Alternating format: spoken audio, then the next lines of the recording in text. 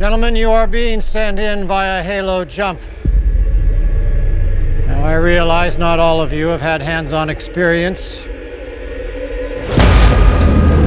And frankly, none of us have ever faced a situation quite like this one before.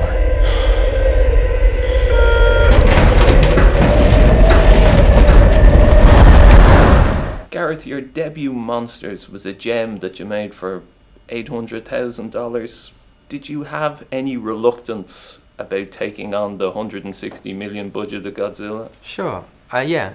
I mean, you kind of, like, the big worry is, you know, you hear about these other filmmakers and the studio, they get sucked into the studio machine and spat out the other end, and I was nervous that might happen, and everybody said the best thing you can do is look at the other films that the studio's made, and you look at movies that combine that sense of blockbuster mentality, but with like artistic, you know, creativity, and one of the standout, you know, is the Chris Nolan movies, and he works obviously a lot with Legendary and Warner Brothers, and so it felt like, well, if those movies were born out of this, you know, through this process, then it felt like the safest hands to try and take this leap with. This alpha predator of yours, Doctor, do you really think he has a chance?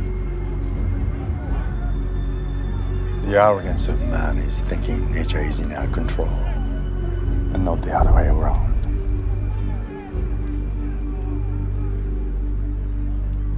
Let them fight. It was a fantastic experience in that, like, the studio were very supportive. We had a lot of creative freedom whilst we were doing it.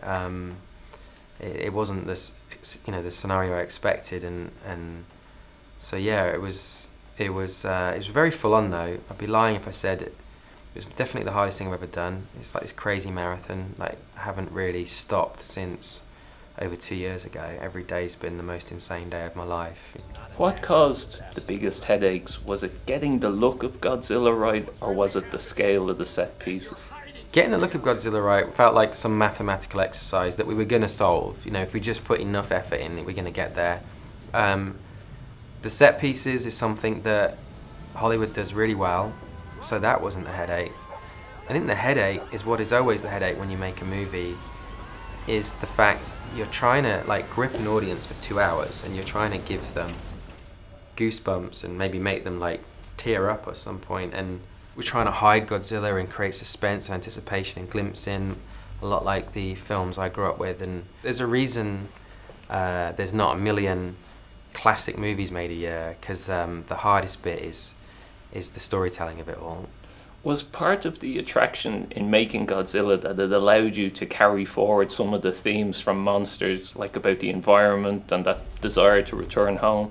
You know, you're given this much bigger canvas, or this bigger sandpit to play in, and there are certain things I guess I gravitate towards, and I think the thing that was most important to me was that the film has a deeper meaning beyond it's just a monster movie. Godzilla's had a long tradition of being about nuclear power and abuse of the world and nature. It's about the fact we can't contain this stuff, we can't control it. Nature really controls us, and we have to accept that. Working with Andy Serkis on some of the motions of the monsters and that, how much of a learning curve and an eye-opener was that for you? I think Andy's like this genius actor. I think he's phenomenal. Like, forget motion capture, he's just a great actor as well. And it's funny because, you know, with every actor, whoever you meet, the sort of cliche is, what's my motivation? And they sort of, in some way or other, all ask that question. And so Andy was like, what's Godzilla's motivation? Like, what's he trying to do? What's he thinking? What does he want? And it's a really important question to ask, and he prized it out of me, and you kind of find, like, who is Godzilla? And we sort of said, like, if he was a real person, who would he be? And the answer ended up being like the last samurai, like an ancient warrior whose kind had long since died out, and very lonely but noble figure that keeps to himself whenever possible, and it's only because of what we do that he's forced to come and correct the situation. And it is going to send us back to the Stone Age!